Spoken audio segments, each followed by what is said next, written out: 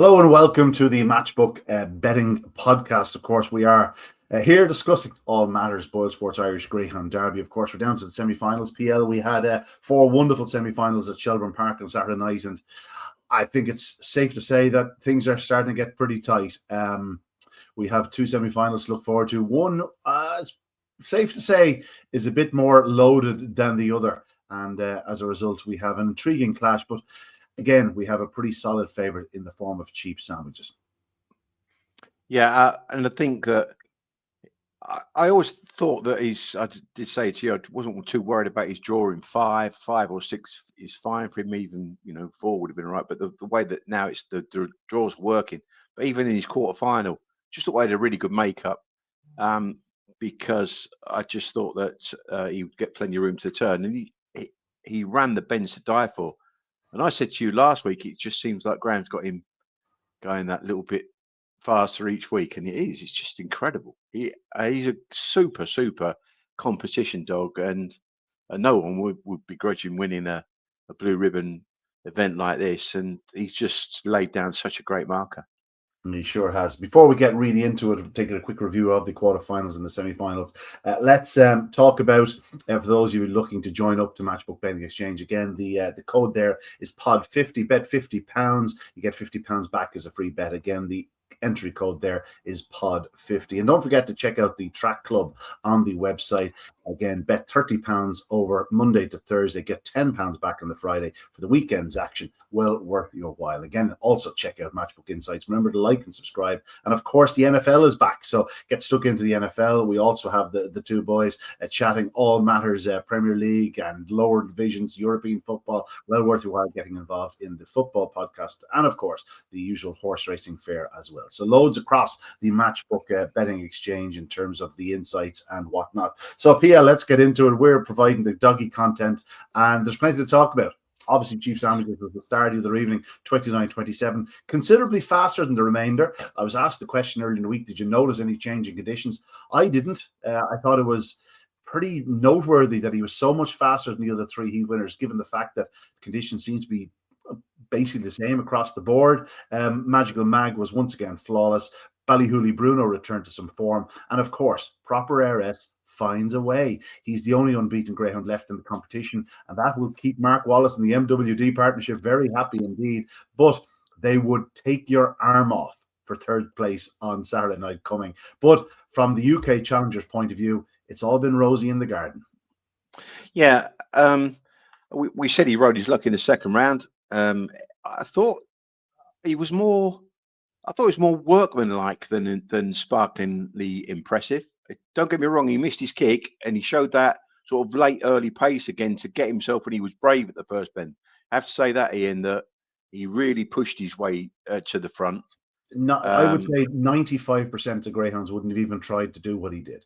He made up so much ground in about 3 strides going into the opening corner, because for all the world, it looked like there was daylight between himself and Check for Cash. And even if he had tried to bump him, he didn't seem close enough. He just drove the corner. It was a maneuver of a dog who knows what racing is about.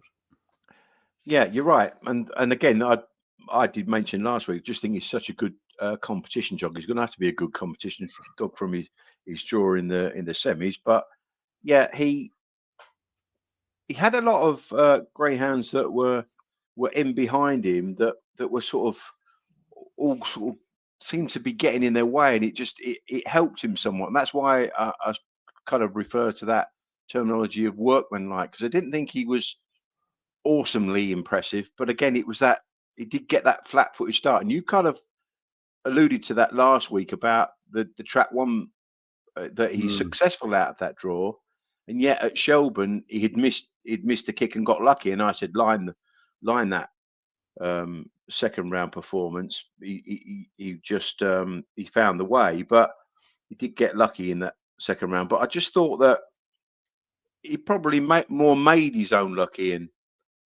from Saturday, because he did shove his shoulder in at the first bend to get through, but it was just all those the sing-along curlies were jumping over his back at the second bend, and then Glengar silent into the third bend. It was almost like he was I don't know. He was just there to be aimed at, and everything was trying to get there at him. Do you know? And he, Yeah. because he was in the lead, that was helping him. Yeah, he kicked again off the final turn, in fairness to him, when the dogs did get on his heels. So He stays there is well. there is that sense with him where you feel like there's more to come if he's challenged. Yeah, I think. Yeah, I think so. I think it's one of those. It was just because I think I know he's so quick. I was just a bit concerned that dogs would kind of just jumping over his back really and gathering pace behind him. But it was almost like I will not be beaten attitude. I think that's what I Yeah. kind of gleaned from him. He's Yeah. 6-4 cheap sandwiches for outright glory. Proper ARS now. There's a bit of 4-1 available, generally around the 7-2 mark. It's the right two, first and second in the betting. There's an argument to be said, Boyle Sports have already admitted it this week that he probably would be short if it wasn't for liabilities. And it seems like a lot of the firms have just copy and pasted and followed suit. Like I think Chief Sandwiches is long odds on to be in the final from the draw. And if he does get to the final and races from trap 6, again, barring something special happens on the inside of him on Saturday night, it doesn't matter what happens in the second heat. Chief Sandwiches will be pretty short in the final. He could well be odds on. And I think there's probably still a little bit of juice in the 6-4. It seems strange saying that ahead of a Derby semi-final, but just after 2 strides on Saturday night coming, it could be a case of, I wish I'd taken that 6-4. I think I would tend to agree with you, and because I've been away actually, and went Doncaster and then Hove for a couple of days, and I've been rushing back and doing all the form today, and because I watched the heats live at Doncaster track, so you didn't get the benefit of replays and stuff like that. I've been watching some of the races, trying to decipher what's happened, like sort of 8-10 times, because as I said to you, particularly the priceless, the proper ARS heat, trying to find out what was happening. But I think, yeah, so Cheap Sandwiches anti-post was one of those where we said there was nothing between proper ARS and Cheap Sandwiches in their buckle in the previous round. You kind of think, well, hang on now, from this draw in, as you say, it's long odds on, because he's just going the right way. For a class dog like him, he's just doing everything right now, and he's just thinking, well, hang on, there might be a bit more to come as well. So, yeah, I'd agree with you on that. I think the fact that he's put in the times in, and he was head and shoulders above the rest as well, you just think, well, hang on, if he does a 29:30, can anything actually go as quick as that? He's got his draw, so he'll get a clear run. So, yeah, I think the only other wide runner is Droopy's Deploy, isn't it? And you wouldn't have really worried about him in the early pace department. So yeah, I tend to agree with that. Yeah, proper ARS is around. Listen, let's just call it 4-1 because there is 4-1 out there.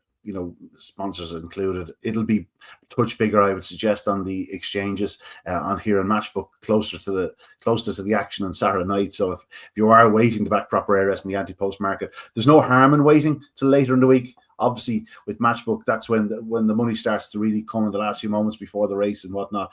It'll come a little bit earlier in terms of the anti-post book. There is a chance that he could nearly be that price to win his heat on Saturday night. That doesn't mean he should be a bigger price in the anti-post book, because if he does qualify and gets trap 2 or 3 in the final, all of a sudden he could be considerably shorter than that 4-1, especially if let's say he pops out and does clear the dogs on his inside pretty handily and does get the better of Cheap Sandwiches, gets his draw in the final, he could easily start 6-4, 7-4. So it's worth keeping in mind that while he might be a similar price on Saturday night, I think I'd nearly be more inclined to back him anti-post than I would on Saturday night, just given the fact that he then has the potentially benefit of a better draw next week. Yeah, that's you're 100% right. Because he's not got a great draw, so he is a good trapper generally. That's the thing, but he hasn't really done it on a consistent level, because when he's got trap 1. But you might think, well, maybe it's just he can't time his break as good. And I've always, from track one, I've always thought actually he is a good starter from out the middle. And I think in his early days in his career, he would dive straight the way in, but now he waits for the daylight and then he goes in. But it is an awful draw. It's not a good draw at all because there is a lot of pace on his inside. But Sing Along Curly, he's got that, still got that 333 where he went wallop on the September the 6th in the third round, as did Ballymac Stud as well when he did the 337. But that was more, and I mentioned to you before, early pace. So there is plenty of pace to clear in. That it's no gimme, and it for him, although he's got away with draws out of 4, this is 5, and there's a lot of speed on his inside. So he will need his Sunday best break here. He will. Yeah. No question about it. No question about it. Just behind them, then Magical Mag is third in. She can be backed up to about 8-1. The thing with Magical Mag is she's in the right heat, and I suppose that's why she's just that touch shorter. I suspect that something will be too strong for her, not just Saturday night, maybe, but like if she does get to a final, I struggle to see how she's going to dominate like she has been doing. Ballymac Stud is next in. He's faced an awful draw. Glengar Silent is in around the 8-1 mark as well. He's in the right semi-final. That's why he's not double figure odds. He will be hard to keep out of the frame, such as the pace he's showing. And then you get the fair gap, like nearly double the price of its nearest rival. In fact, more. A Salah Curly can be back to 25-1. Happy Jet 33. Callaway 533. The aforementioned Druppies Deploy, Ballymahuli Bruno, and Oreo Ollie. Hard enough to make a case for some of them. Salah Curly, if he'd been drawn in the other heat, I think that 25-1 might just have looked a bit big. Obviously, he's going to need to recapture the starting that he showed in the earlier rounds. Like he followed up a 333 sectional with a 348 sectional, and he was half the reason why Proper ARS had the room on the inside, because Sing Along Curly completely missed it compared to the previous week, shall we say, because I thought he was going to make things very, very interesting. But he actually ran well to qualify, and just maybe at 25-1, there's a little bit of juice, but again, he's in the much hotter heat, which is a big concern if you were an owner or trainer of Sing Along Curly. Is there any other bit of value there amongst them all, PL, outside of the top two? I did think that Ballyhooly Bruno ran really well, Ian. You were a bit concerned. Again, we were worried about the ground and the weather in the early rounds, and worried about him coming home that hard. But I thought he ran really, really well, and he might actually have had a little niggle, and connections are just getting on top of it. And but because he's so strong, he's the 600-yard dog really, and you kind of think he doesn't need to lead to win. He can go on and qualify, and like you mentioned, he is in one of the easier heats. So probably Ballyhooly Bruno, I think. Yeah. By the way, you didn't polish that trumpet for me, did you? Because I did say that Magical Mag 20-1 was the value left from last week. So yeah, and now less than half the price. No fairness, like it was, and in the easier heat. Yeah. Now I'm going to put it down to the draw, PL. Like, I'm not giving you all the credit. You know what I mean? If she's drawn in the first heat, she's still 14-1 for the Derby. But no, I get you, and that's the temptation when you're looking at a situation like this. Is there a little bit of even H-way value? Because there are some dogs in the second heat that are still 25-33-1 and bigger. Is there a chance of them sneaking into a good draw in the final or getting through? And that's where the sort of the hunt for value goes on. Let's look at the heats, and it's been well documented that the first heat is considerably stronger. It looks considerably more competitive is the wrong term, just hotter in terms of overall ability of the 6 competitors compared to the 6 in the second heat. You throw in the 2 big guns, Cheap Sandwiches and Proper ARS. Then you have the likes of the young guns, Ballymac Stud and Sing Along Curly, and then throw in the early pace Oreo Ollie and Barefoot on the Song, both of them who can go up strongly, drawn in trap 1, and just their presence, or drawn in 1 and 2. Their presence alone just adds a bit of intrigue, because we know they can both fly to an opening corner. Ballymac Stud, Sing Along Curly will certainly need to be on their toes early. Proper ARS really needs to hit the ground running. It's not just a case of showing early speed. He needs to hit the ground running, because there is a chance there could be 3 or 4 dogs on his inside if he doesn't come away racing. Cheap Sandwiches, you would tend to believe, will avoid whatever traffic there is in the inside or in the middle. And again, he just seems to be doing things better and better week on week. So again, the track the other night, if he had done a 29, let's say 29.10 run or a 29.15 run, I think he'd be shorter price than he is. But the track was back. It was definitely just running a little bit more dead compared to the previous week. So yeah. I think that's the reason why he's still a bit at 6-4, because the clock doesn't look as impressive perhaps, but in comparison to the other 3 heat winners, it's mighty impressive. Cheap Sandwiches is odds on, and you can see that. But the beauty of greyhound racing is, PL, if you want to take him on, there's a bit of juice in some of the others. Ballymac Stud, if you happen to find a start, we know the pace he has. He actually ran a remarkable race last week, single on Curly, missed the kick last week, runs hard to qualify. He is at 3.33 the previous week, and then Proper Heiress. Again, there's definitely going to be juice in his price if you fancy him, because Cheap Sandwiches has taken so much out of the market.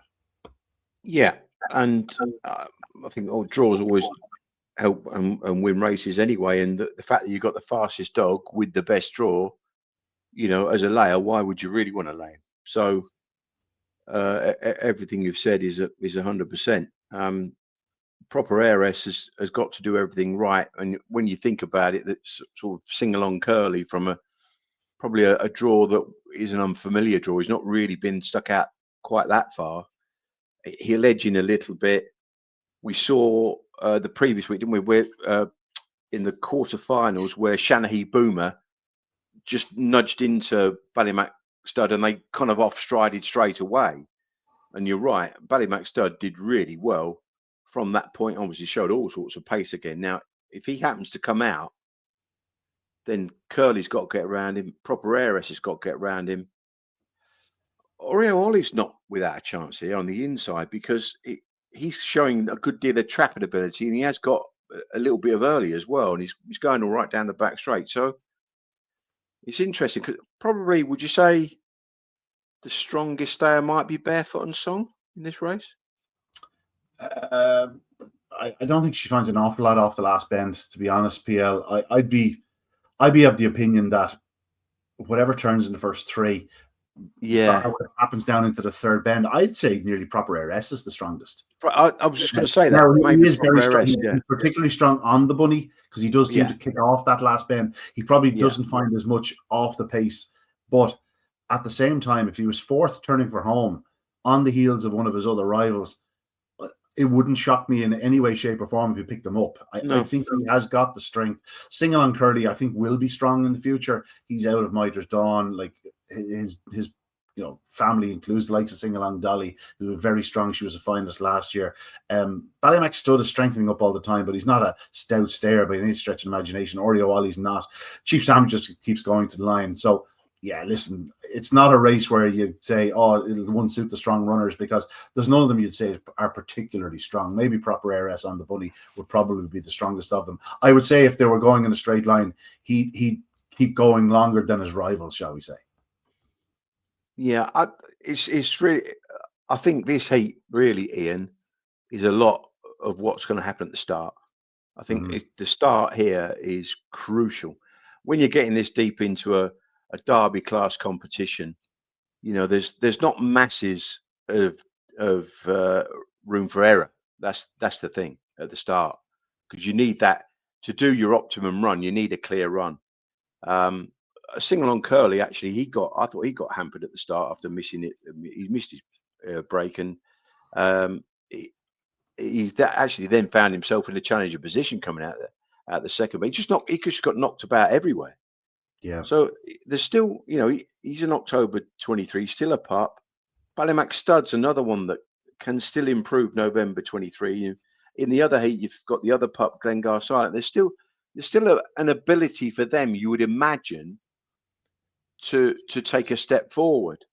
But it's all about getting the clear run to do that. It must have been so encouraging for the connections of the 3 of those dogs in particular, the 3 young dogs you're after mentioning there, puppies, for them to qualify from where they were. Ballymac Stud looked, for all the world he was out of it at second bed. He's 5th of 5.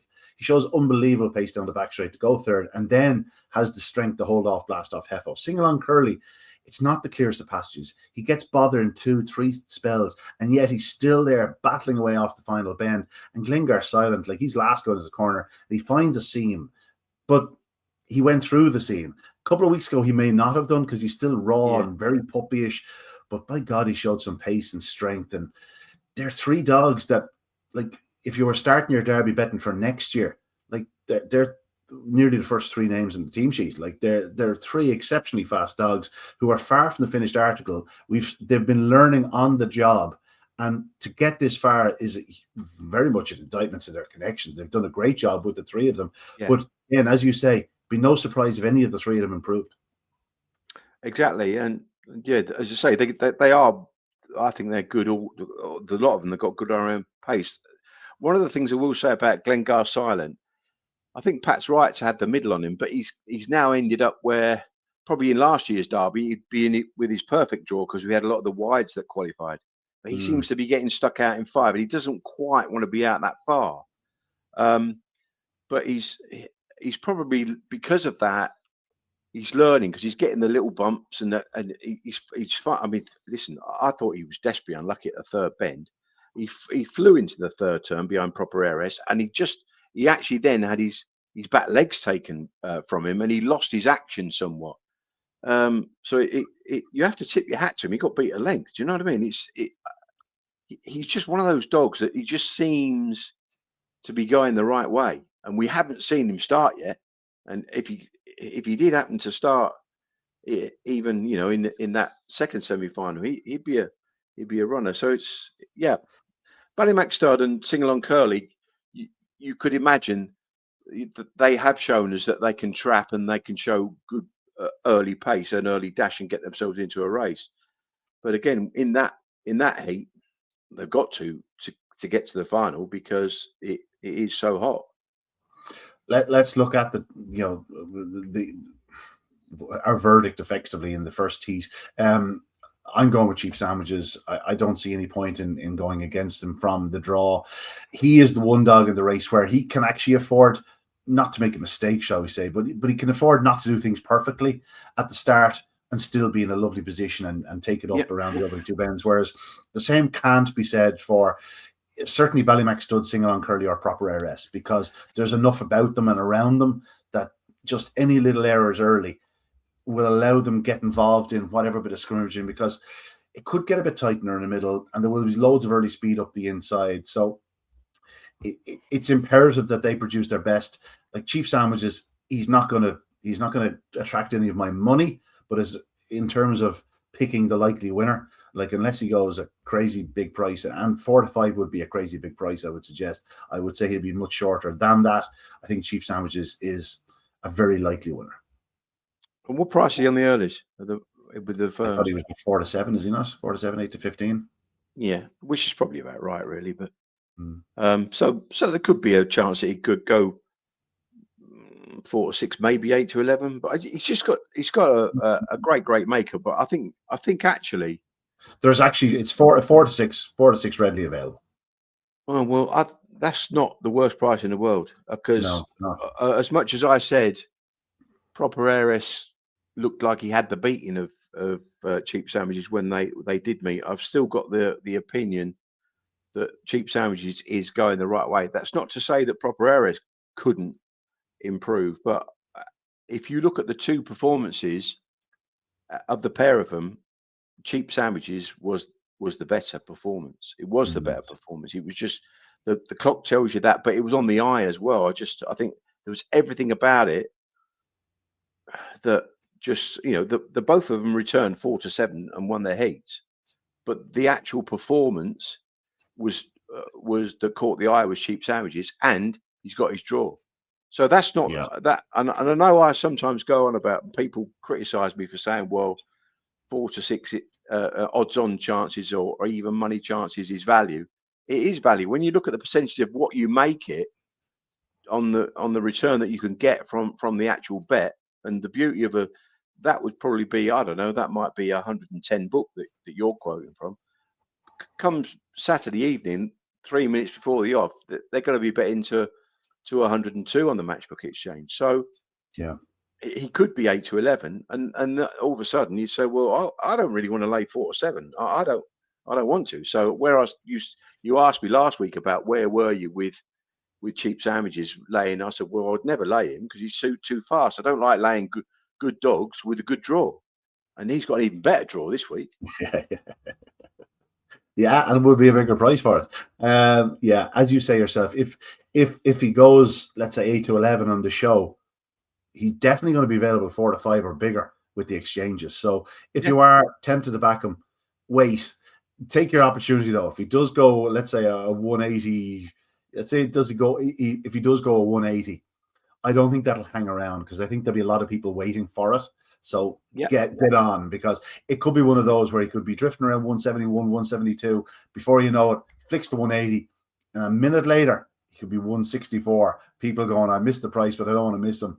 And they chase it down. So again, there's going to be plenty of market movement. If I was to back, or if I was going to have a saver in the race, listen, I'm a huge fan of Ballymac Stud, but unless he finds his trapping boots, he's in big trouble. The fact that Sing Along Curly has that 333 on his card recently, is going places, so lightly raced. I just thought he's 12 to 1 in a place, generally 10 to 1. Like on the exchange, he'll be 12 or 14 on Saturday night. Just thought he's worth a little nibble because he is, as we said, capable of the 333.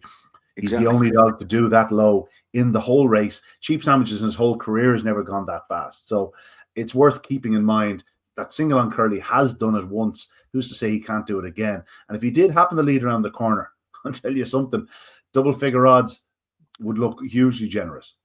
You're right, because he stays really well. I don't think he's got blinding early pace, but I think he's got good trapping ability, and that is going to be key in this race. So it's not a bad shout. The only thing is that if Ballymac Stud does come out, then he's in a world of pain because he ain't getting around him. So if Ballymac Stud does come out, I won't be in a world of pain. I'll tell you that. No, exactly. Yeah, I know that. Yeah. Right, we'll move on to the second heat. We probably haven't added all that much insight to the opening heat. It is what people like. It is what it is. It's what you see on the tin. The opening heat. That if Cheap Sandwiches does come away running, you know, it needs something strange on the inside for him to get beaten. Exactly. But it will be fascinating. It could be one of those races where you could be watching what's happening in third and fourth as much as you are happening what's out in front. Very, very interesting. And there will be a few anti-post dockets going into the bin, whatever goes through, because there's some fancy dogs in it. We'll move on to the second heat and we'll just run through them very quickly. 1 Happy Jet, 2 Ballyhooly Bruno, 3 Magical Mag, 4 Callaway 5 Glengar Silent, and 6 is Droopy's Deploy.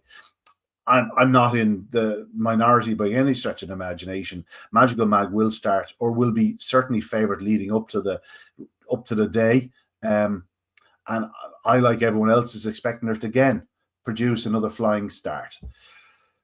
Just feel she could be vulnerable in this race. I feel something's going to get loose in behind her. Each and every one of the others they're pretty strong, with the maybe exception of Callaway 5. What I did notice about Callaway 5 was the other night, he couldn't maintain his position, but he flashed out of boxes.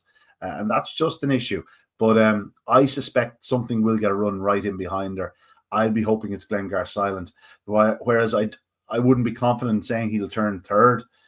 I just think he'll be able to turn a fraction closer in this race than he has been. And his pace down the back straight is phenomenal. I think he'll be right in her heels at the third bend and might just pick her up. Yeah, because they actually met, didn't they, in round 3? And Magical Mag went wallop, and she did go wallop on that occasion. And Glengar Silent was quite a way behind her, and he ended up getting beat 2 lengths. So where I've said about this bitch, and she gets me the money in the anti-post market. She does seem to be trapping pretty well on a consistent level. She's got enough early to hold a lot of these dogs to the bend, but she does rely on that fast break, and she's capable on a fairly consistent basis of breaking well. And I don't think there's too many of them that can outpace her to the bend, if you get what I mean. So that flashy break, and then the fact that she'll be in front and she runs the first 2 bends really well, The one thing I will say is that down the back straight, Ian, she's got the tendency of almost running a middle to wide course. So she will allow dogs such as Ballyhooly Bruno, and for that matter, Glengar Silent, because I mentioned this to you in that race the other day. He took his opportunity when it was his kennel mate that jumped off out the second turn. Single on Curly, Single on Curly, I've got it here. He actually took the opportunity and drove up on the inside, and I say he was unlucky. So I get that. If he finds a clear passage round the first two bends, he will be a big danger. So that is a good shout, because he's just showing that good raw, talented pace. It's just his starting that's just getting him on the back foot.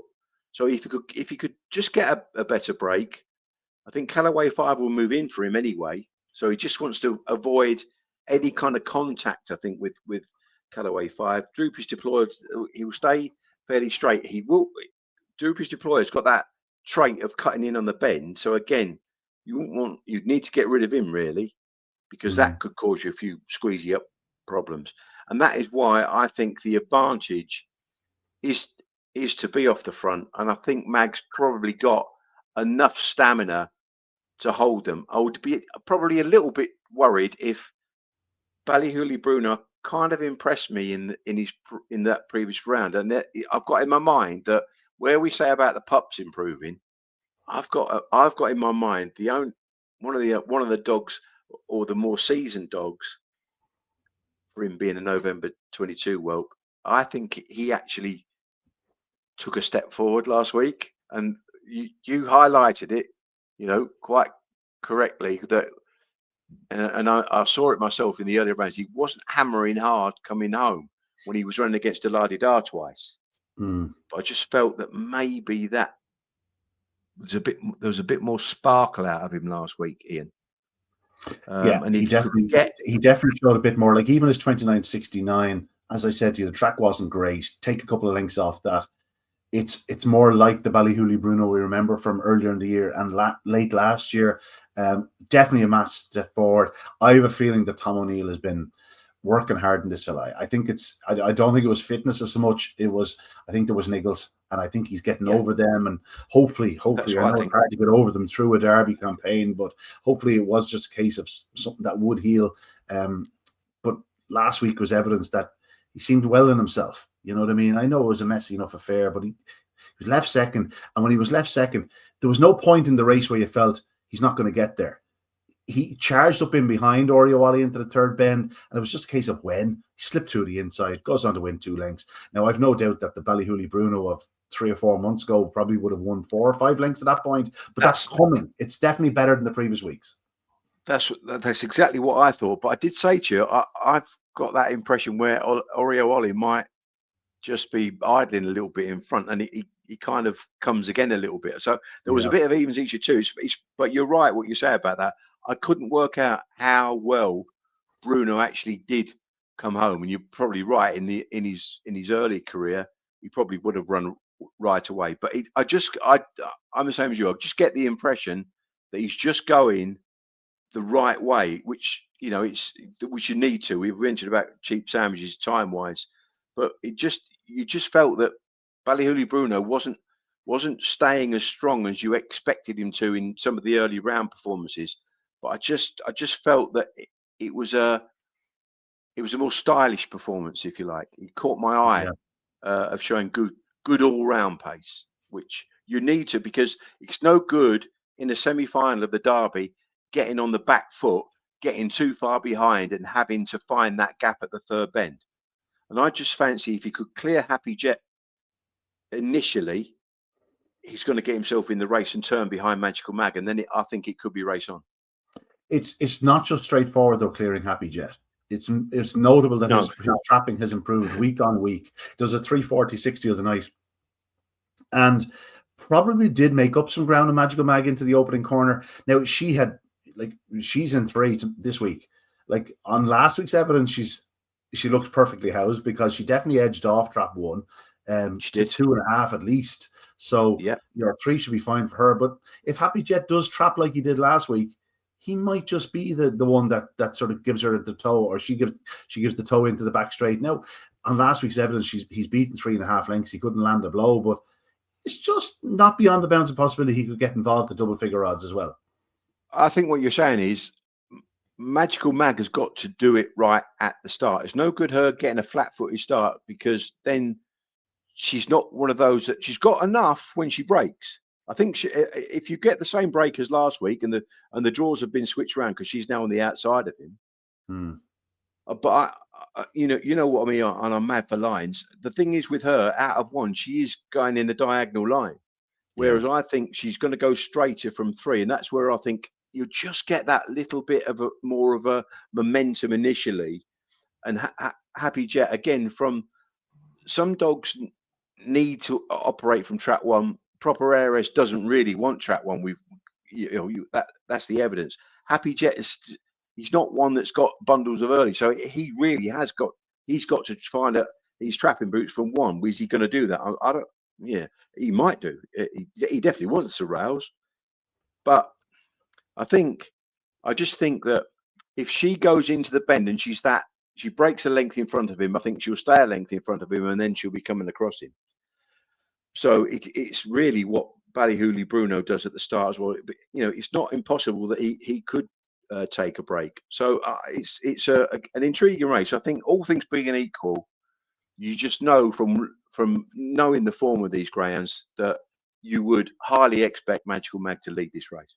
Yeah, it's built into me over years and years of experience and disappointments that I don't like to be dependent on performers that are dependent so much on trapping, especially in a Derby semi-final, because this is the final hurdle. Like for basically eight sets of connections of the 12 to get to the final is the great goal, because it's up for cheap sandwiches, Proper Heiress, throw in maybe, the Glengar Silent and Magical Mag at this point, and even a Ballymac Stud. For the remainder, getting to the final would be a real bonus, and they'll be trying for their life. And it's the night where strange things happen in Derby semi-final. Oh, yeah. Be a bit more buzz about the place, be a bit more noise. All dogs will be geared up to the nines, like they will be absolutely ready to go. And just might be 1 or 2 bouncing around in boxes, and it just could make things interesting. And that's why I would generally take on the likes of a Magical Mag in a Derby semi-final. Certainly at 11-8. I'd have no interest at 11-8. I'd be more of a layer than a player at 11-8. I don't know where her price falls for you. What price would you? Where's the tipping point? I think you're 100% right. I don't think I really want to back her at 11-8. I think she's the most likely winner, but she's probably going to be more. You want 2-1 before you really wanted to add the confidence. But I've backed her anti-post, Ian. So I just want to be in the 3. Really, it's not. It's a tough enough race. If you're right, if you're looking for value or something like that, there are 2 dogs that I think could improve. One is Ballyhooly Bruno, and the other is Glengar Silent. Yeah. So I'd say they were the main dangers to her. I'll be honest. I thought I was going to get bigger than 2-1 about Glengar Silent. Just like a dog that's not guaranteed to be anywhere near the pace going into the corner. Not guaranteed. It's not to say he can't be. I definitely think he's far from the finished article. But this is a race where, I know I'm saying it for one thing and not for another. Magical Mag, I'm thinking, she could find enough around her early just to bother her. Whereas I'm also saying for Glengar Silent that does not have an abundance of early speed in the race. Like I can't have one and not the other. I just suspect that he might turn a bit closer on this occasion. He'd be my selection, but 2-1, I think I'll be sitting on my hands for a little while. Hope that he's a bit of 5-2 tonight. I think that's more his price. I think he'll find a way to get involved. Just such as the way he's progressing and the improvement he has and the pace he has, that he'd be my selection. I'd be a layer of Magical Mag. I hope she qualifies for the appeal. Just at the prices, it just she doesn't float my boat.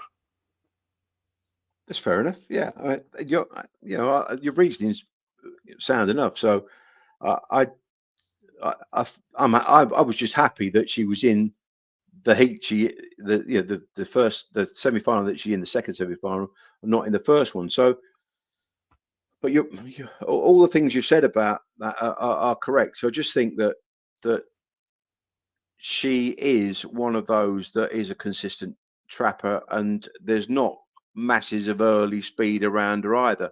I get what you're saying. If one of the inside pair did happen to go wallop, then she might have something to think about. But I just think that she's got good all round pace. She's a 29-40 odd dog, and I think that should be good enough with a clear passage. So I just hope she gets a clear passage. That's it, PL. 2 semi-finals looked at. Obviously, we don't have the remainder of the card. We know the plate is on. The Magical Major dog is ready to go boom, isn't he? He just, like, he did 29.42 the other night and did plenty wrong in the early yards, but contrasting to some of the races we've seen from him before, he did plenty right. He tracked better. He went around dogs. He didn't run into dogs. He didn't look for the inside at every opportunity. He seems to be learning, and I suspect he may well be as fast as his brother going forward, Magical Luca, who is pretty special. I think Magical Major could produce something very special in Saturday night at Chilton Park. It'd be great to see. But it would be. And yeah, he has got that good raw pace. But when we mentioned even a dog like Glengar Silent, he's a bit like that in that you just don't really ever expect him to go wallop out of a box, whereas Magical Luca just does it clockwork. Yeah, and it's not like he relies on a break Magical Luca to show his early pace, because he's just got everything. But Magical Major, you're right, he did catch the eye, and the clocking off of the break, I actually thought he went up well in behind dogs as well. He actually showed early pace off a missed break. Then, whereas before dogs have jobbed off in front of him and he gets sent flying, he actually just rode the bump really well, circled the field, flew down the back, and actually then went inside the dog. And again, he showed a little bit of greenness there, where he was a little bit kind of thinking about what he was doing, if you get what I mean. He's definitely still a work in progress. He's probably that coming of age. You still expect, as you say, you expect that big run from him. Where if he could sort his trapping out, yeah, he'd do a clock. Yeah, you know what I'm saying. PL, thanks as always. We look forward to the Derby final on September 27th. Believe it or not, we've only one more of these, PL. We'll be back next week to discuss the final of the Derby. 125,000 euros to the winner. Be a big crowd on hand at Shelburne Park. If Proper RS gets there, I'm sure there'll be a few more English voices to be heard on the stands. As it is, there'll be a big crowd over from the UK. Yeah. Lots to look forward to. Our 2 semi-final selections, I've gone for Cheap Sandwiches and Glengar Silent. I think you're going for Cheap Sandwiches as well. And you're sticking with Magical Mag. I would stick with Magical Mag, but I actually like your theory. If anyone is still an R in what to do, I think probably the best play is probably in the anti-post market, about 6-4 Cheap Sandwiches, because he'll definitely be in the final. Yeah. And he could be shorter in that final with a great draw. Yeah, once again, folks, if you want to sign up to Matchbook Betting Exchange Pod 50, again, £50 bet, and you get £50 back as a free bet. And of course, the Track Club. Check it out, £30 bet over Monday to Thursday. You'll get a tenner back on the Friday for the weekend's action. But that's it from us on the Matchbook Betting Exchange podcast. Again, don't forget to like and subscribe. Check out all the other podcasts, especially if you're into as many sports as myself and PL are. We're glad to have the NFL back. The football is absolutely flying at present. And of course, we follow the horses as well. So there's loads of things there for you. Check out Matchbook Insights as well. But that's it from myself and the Master, PL. My thanks to Paul. We'll see you next week when we'll be previewing the final of the Boyle Sports Irish Greyhound Derby. Now, that is something to look forward to.